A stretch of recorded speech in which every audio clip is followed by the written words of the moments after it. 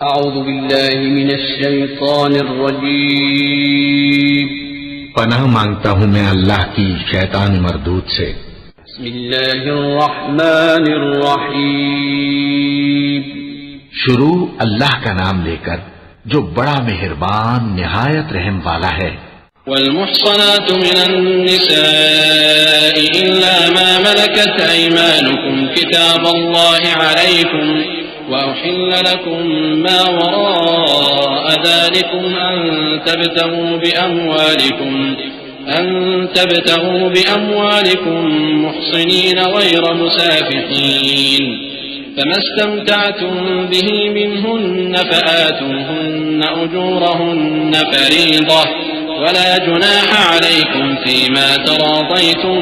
به من بعد الفريضة إن الله كان عليما حكيما۔ اور شوہر والی عورتیں بھی تم پر حرام ہیں مگر وہ جو قید ہو کر باندیوں کے طور پر تمہارے قبضے میں آ جائیں۔ یہ حکم اللہ نے تم کو لکھ دیا ہے اور ان محرمات کے سوا دوسری عورتیں تم کو حلال ہیں، اس طرح سے کہ مال خرچ کر کے ان سے نکاح کر لو، بشرطے کہ نکاح سے مقصود عفت قائم رکھنا ہو نہ کہ شہوت پرستی۔ تو جن عورتوں سے تم لطف اندوز ہوئے ان کا مہر جو مقرر کیا ہو ادا کر دو، اور اگر مقرر کرنے کے بعد آپس کی رضامندی سے مہر میں کمی بیشی کر لو تو تم پر کچھ گناہ نہیں، بے شک اللہ سب کچھ جاننے والا ہے، حکمت والا ہے۔ ومن لم يستطع منكم طولا أن ينكح المحصنات المؤمنات فمما ملكت أيمانكم من فتياتكم المؤمنات والله أعلم بإيمانكم بعضكم من بعض فانكحوهن بإذن أهلهن وآتوهن أجورهن بالمعروف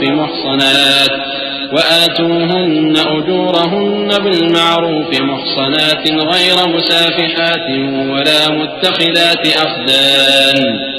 فإذا أحصن فإن أتين بفاحشة فعليهن نصف ما على المحصنات من العذاب ذلك لمن خشي العنة منكم وأن تصبروا خير لكم والله غفور رحيم يريد الله ليبين لكم ويهديكم سنن الذين من قبلكم ويتوب عليكم والله عليم حكيم۔ اور جو شخص تم میں سے مومن آزاد عورتوں سے نکاح کرنے کا مقدور نہ رکھے تو مومن باندیوں ہی سے جو تمہارے قبضے میں آ گئی ہوں نکاح کر لے، اور اللہ تمہارے ایمان کو اچھی طرح جانتا ہے۔ تم آپس میں ایک دوسرے کے ہم جنس ہو، پھر ان لونڈیوں کے ساتھ ان کے مالکوں سے اجازت حاصل کر کے نکاح کر لو، اور دستور کے مطابق ان کا مہر بھی ادا کر دو، بشرطے کہ وہ پاک دامن ہو، نہ ایسی کہ کھلم کھلا بدکاری کریں اور نہ درپردہ دوستی کرنا چاہیں۔ پھر اگر وہ نکاح میں آ کر بدکاری کا ارتکاب کر بیٹھیں تو جو سزا آزاد عورتوں کے لیے ہے اس کی آدھی ان کو دی جائے۔ یہ باندھی کے ساتھ نکاح کرنے کی اجازت اس شخص کو ہے جسے گناہ کر بیٹھنے کا اندیشہ ہو، اور یہ بات کہ صبر کرو تمہارے لیے بہتر ہے، اور اللہ بخشنے والا ہے، مہربان ہے۔ اللہ چاہتا ہے کہ اپنی آیتیں تم سے کھول کھول کر بیان فرمائے اور تم کو اگلے لوگوں کے طریقے بتائے اور تم پر مہربانی کرے، اور اللہ جاننے والا ہے، حکمت والا ہے۔ والله يريد أن يتوب عليكم ويريد الذين يتبعون الشهوات أن تميلوا ميلا عظيما يريد الله أن يخفف عنكم وخلق الإنسان ضعيفا يا أيها الذين آمنوا لا تأكلوا أموالكم بينكم بالباطل إلا أن تكون تجارة عن تراض منكم ولا تقتلوا أنفسكم إن الله كان بكم رحيما۔ اور اللہ تو چاہتا ہے کہ تم پر مہربانی کرے، اور جو لوگ اپنی خواہشوں کے پیچھے چلتے ہیں وہ چاہتے ہیں کہ تم سیدھے رستے سے بھٹک کر دور جا پڑو۔ اللہ چاہتا ہے کہ تم پر سے بوجھ ہلکا کرے، اور انسان طبعاً کمزور پیدا ہوا ہے۔ مومنوں، ایک دوسرے کا مال ناحق نہ کھاؤ، ہاں اگر آپس کی رضامندی سے تجارت کا لین دین ہو اور اس سے مالی فائدہ حاصل ہو جائے تو وہ جائز ہے، اور اپنے آپ کو ہلاک نہ کرو، کچھ شک نہیں کہ اللہ تم پر مہربان ہے۔ ومن يفعل ذلك عدوانا وظلما فسوف نصليه نارا وكان ذلك على الله يسيرا إن تجتنبوا كبائر ما تنهون عنه نكفر عنكم سيئاتكم وندخلكم مدخلا كريما ولا تتمنوا ما فضل الله به بعضكم على بعض للرجال نصيب مما اكتسبوا وللنساء نصيب مما اكتسبن واسألوا الله من فضله إن الله كان بكل شيء عليما۔ اور جو زیادتی کرتے ہوئے اور ظلم سے ایسا کرے گا تو ہم اس کو عنقریب جہنم میں داخل کریں گے، اور یہ اللہ کو آسان ہے۔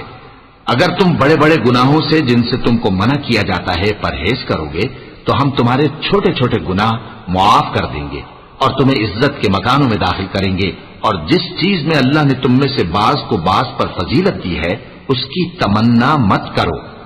مردوں کو ان کاموں کا ثواب ہے جو انہوں نے کیے، اور عورتوں کو ان کاموں کا ثواب ہے جو انہوں نے کیے، اور اللہ سے اس کا فضل و کرم مانگتے رہو، کچھ شک نہیں کہ اللہ ہر چیز سے واقف ہے۔ وَلِكُلٍّ جَعَلْنَا مَوَالِيَ مِمَّا تَرَكَ الْوَالِدَانِ وَالْأَقْرَبُونَ وَالَّذِينَ عَقَدَتْ أَيْمَانُكُمْ فَآتُوهُمْ نَصِيبَهُمْ إِنَّ اللَّهَ كَانَ عَلَى كُلِّ شَيْءٍ شَهِيدًا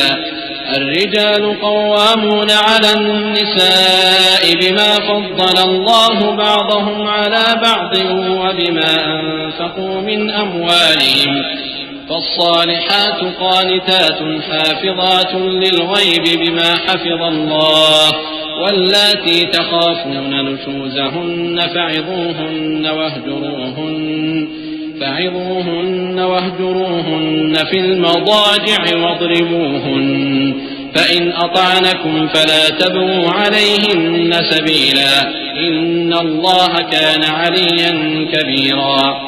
وَإِنْ خِفْتُمْ شِقَاقَ بَيْنِهِمَا فَابْعَثُوا حَكَمًا مِّنْ أَهْلِهِ وَحَكَمًا مِّنْ أَهْلِهَا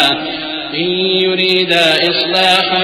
يُوَفِّقِ اللَّهُ بَيْنَهُمَا إِنَّ اللَّهَ كَانَ عَلِيمًا خَبِيرًا۔ اور جو مال ماں باپ اور رشتہ دار چھوڑ مریں تو حقداروں میں تقسیم کر دو کہ ہم نے ہر ایک کے حقدار مقرر کر دیے ہیں، اور جن لوگوں سے تم عہد کر چکے ہو ان کو بھی ان کا حصہ دو، بے شک اللہ ہر چیز پر نگراں ہے۔ مرد عورتوں پر حاکم ہے، اس لیے کہ اللہ نے بعض کو بعض سے افضل بنایا ہے، اور اس لیے بھی کہ مرد اپنا مال خرچ کرتے ہیں، تو جو نیک بیویاں ہیں وہ فرمانبردار ہوتی ہیں، اور ان کے پیٹھ پیچھے اللہ کی حفاظت میں مال و آبرو کی خبرداری کرتی ہیں، اور جن عورتوں کی نسبت تمہیں معلوم ہو کہ سرکشی اور بدخوئی کرنے لگی ہیں تو پہلے ان کو زبانی سمجھاؤ، اگر نہ سمجھیں تو پھر ان کے ساتھ سونا ترک کر دو، اگر اس پر بھی باز نہ آئیں تو زد و کوب کرو، پھر اگر تمہارا کہنا مان لیں تو پھر ان کو ایذا دینے کا کوئی بہانہ مت ڈھونڈو، بے شک اللہ بہت اونچا ہے، بڑا ہے۔